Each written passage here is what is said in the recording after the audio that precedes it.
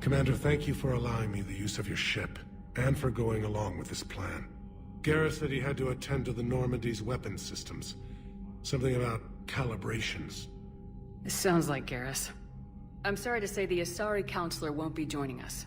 She thinks there's too much bad blood with the Krogan. She may be right, but there'll be a lot more blood. Real blood, if we don't try. And when you put it that way... The sooner we have this summit, the sooner we'll know. Is there something else I can help you with? I understand this is a difficult time for you, Primarch, but Earth can't survive without reinforcements. Can I still count on your help? If the Krogan help us on Palaven, then I give you my word. How is it being the Primarch? Not what I imagined. The battle of all time is happening on Palaven, and I'm light years away, reading casualty reports in the millions. If I'm going to die, I want to be with my men, so there's no doubt we fought to the last soul. I understand. Leaving Earth to save it. It's one of the hardest things I've ever done. I'm not surprised. Garrus speaks highly of you. You never asked to be a leader, yet your people will die if you refuse. We find ourselves in similar circumstances. Let's hope the spirits grant us the strength to see it through. How are things on Palaven? The casualty reports are staggering. The Reapers are using our own tactics against us. Destroy the enemy with overwhelming force. I've seen the same on Earth. The strategist in me admires their brutality. The Turian in me knows I'm watching the destruction of 15,000 years of civilization. My civilization. Thank you, Primarch. My thoughts are with Palaven. And mine with Earth.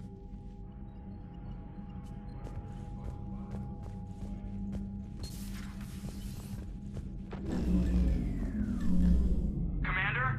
Edie just went offline. What do you mean, offline? I don't know, she's not responding and I can't access the AI core diagnostics. You better get down to Deck 3.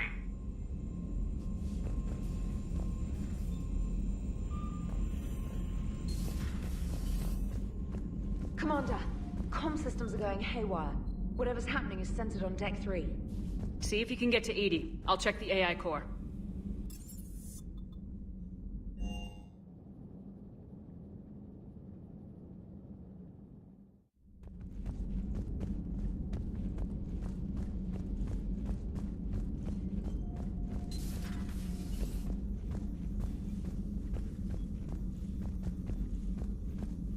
Automated systems have the fires contained. It should be safe to enter. We'll follow your lead. Joker, what's that sound? Fire extinguishers, Commander. Could be an electrical fire, or something.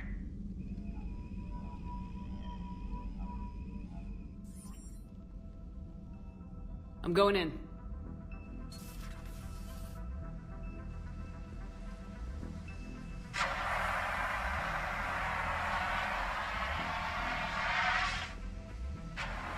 Edie, talk to me.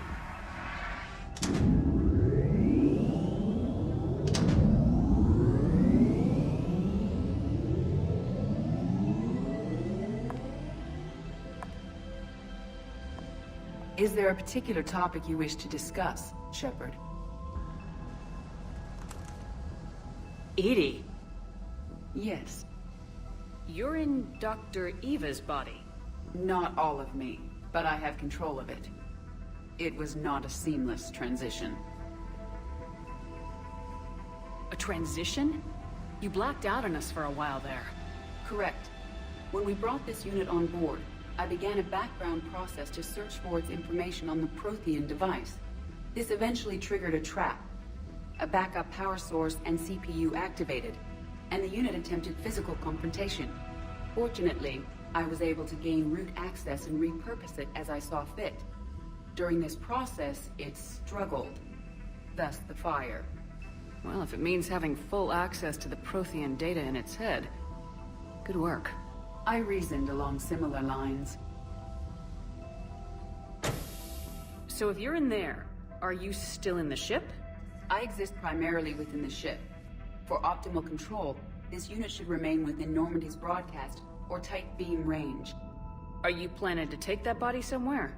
Normandy's weaponry is not suited to every combat situation. This platform could provide limited fire ground support. You mean you could come with us? Correct.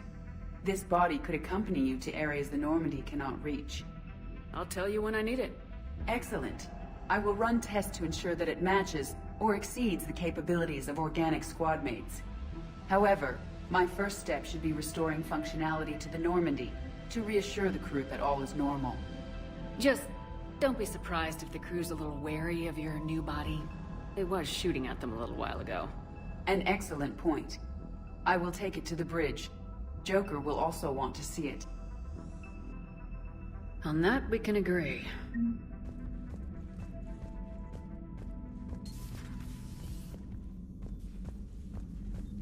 Was that Edie who just walked by? Yes, it was.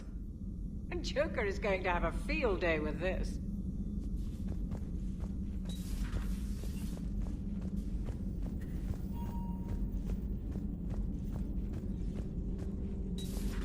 You're positive you don't want to come over and talk? No, the gun battery is nice and quiet. If I throw down some rugs, it'll get downright cozy.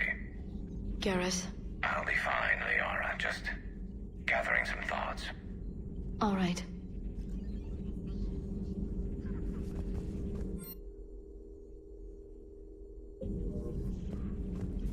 Something on your mind?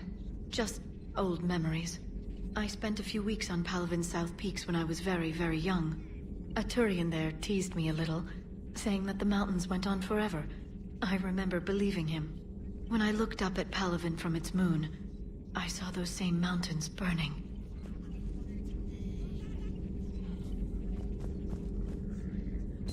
The private messages terminal has new correspondence.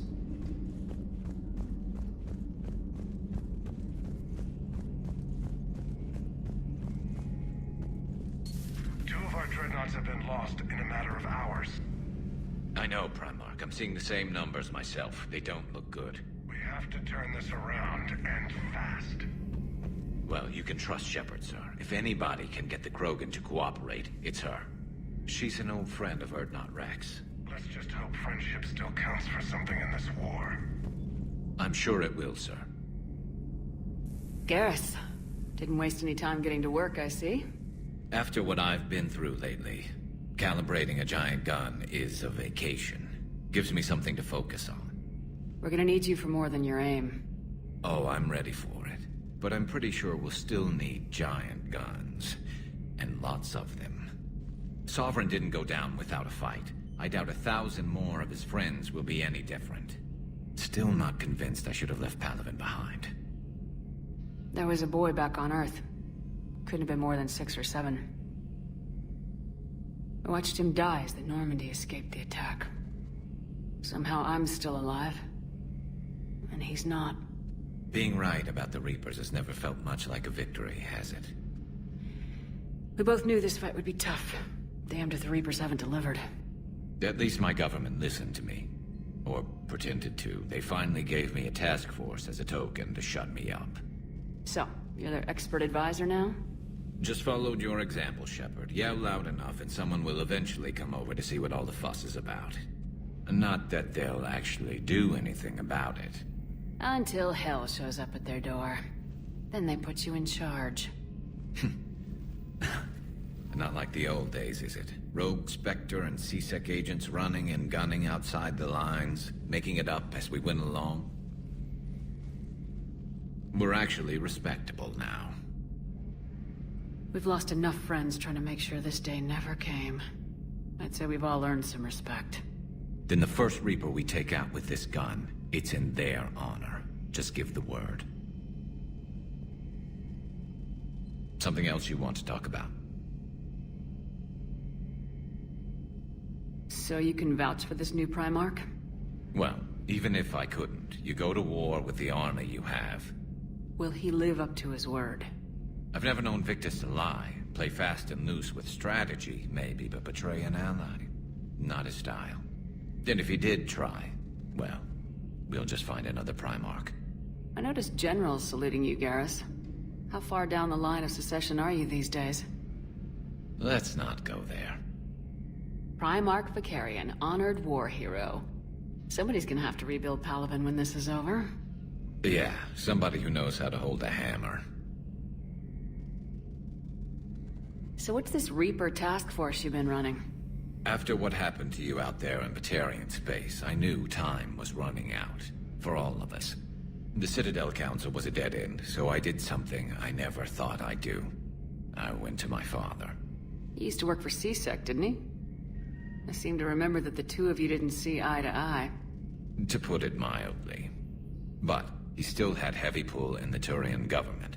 The Primarch, well, the old one, was a friend of his. So I went to my father and laid out everything we knew about the Reapers, from Saren all the way to the Collector base. I'm not sure even I'd believe it. I had to admit that parts of it sounded crazy, meeting Vigil, talking to Sovereign on Vermeer. But my father just listened. It's what he did in his days at CSEC, putting together all the pieces. If the connections were there, he wouldn't deny them, and he saw what we always knew. The Reapers were coming. I'm glad someone finally agreed. He did more than agree. He took it to the Primarch. I like his style. Except the Primarch wasn't as convinced. My father kept pushing and finally got him to commit some token resources. And if you call them a task force, it sounds like you did something about it. What'd you do with it?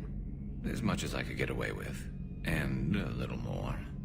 We hardened our lines of communications, expanded emergency stockpiles across the colonies, improved our early warning detection protocols.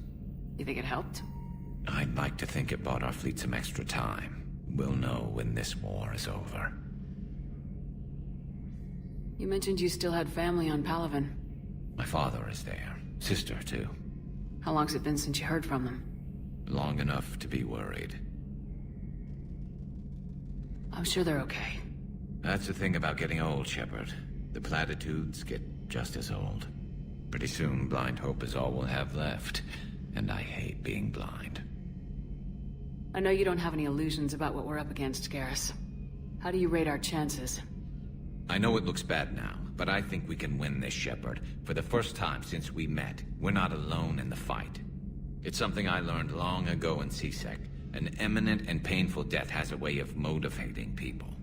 Instead of questioning your every word, whole civilizations are going to be begging you to save them. After what's happened to Palaven, you still believe that? I didn't say there wouldn't be casualties. It's something Turians are taught from birth.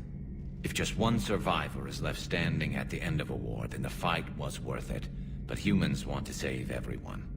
In this war, that's not going to happen.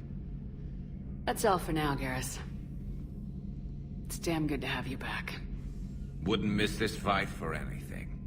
Now, I'm sure somebody screwed up something down here. I want to get the old girl back in fighting shape.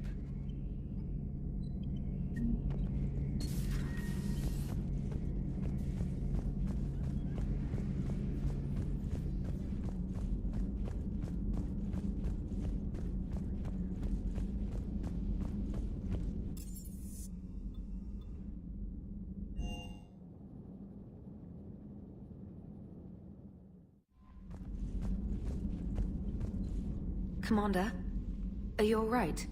It was fairly intense up here. I can only imagine what it was like down on that moon. I thought you'd be more concerned about Edie.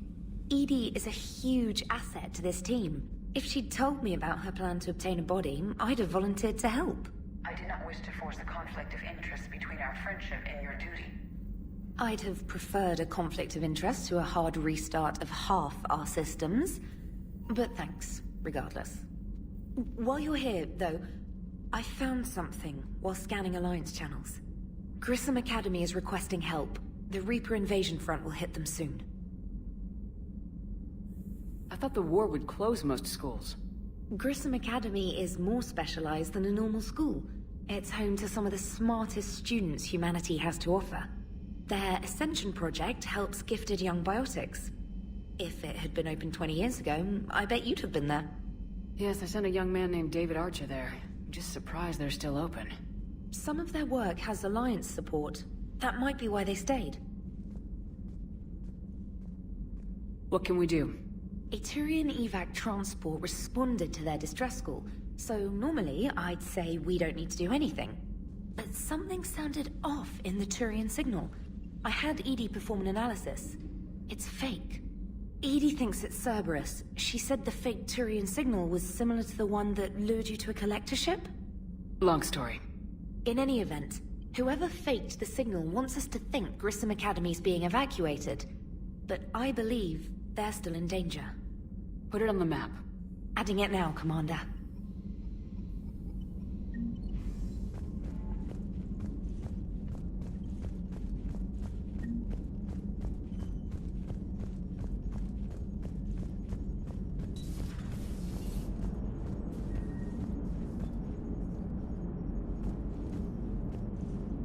Hey, Commander, check out my co-pilot! She plugged herself into Cerberus tech without authorization. Well, technically, she is Cerberus tech, so...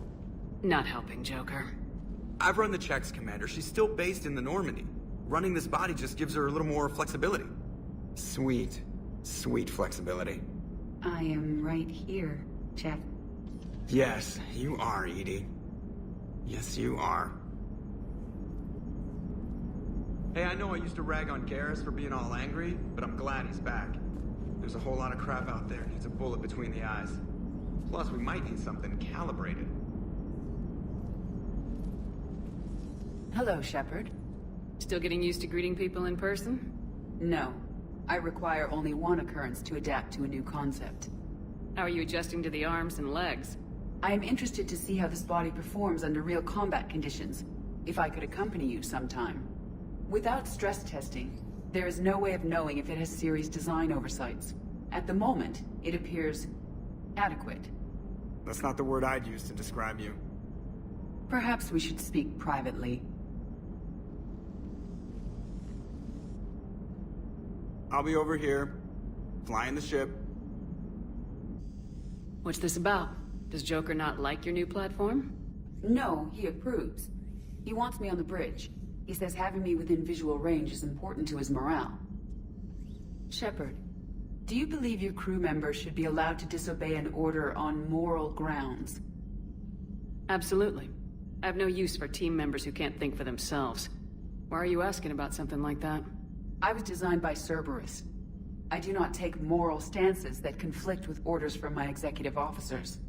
But when Jeff removed my AI shackles, I became capable of self-modifying my core programming. I asked Jeff if he thought I should change anything now that I can. He deflected the question with humor. And you didn't get an answer? Correct. He has repeated this pattern in response to several of my inquiries. Do you think I should make modifications? Only you can really answer that question. That's the point of free will. But moral decisions should not be made in a vacuum. If I do not ask the crew for their opinion, I could miss crucial context. May I ask you the questions Jeff avoids? When there is time, will you answer them for me? If you want level-headed answers to help you fit into polite society, I'm not really the right person. I see. I will take that into consideration.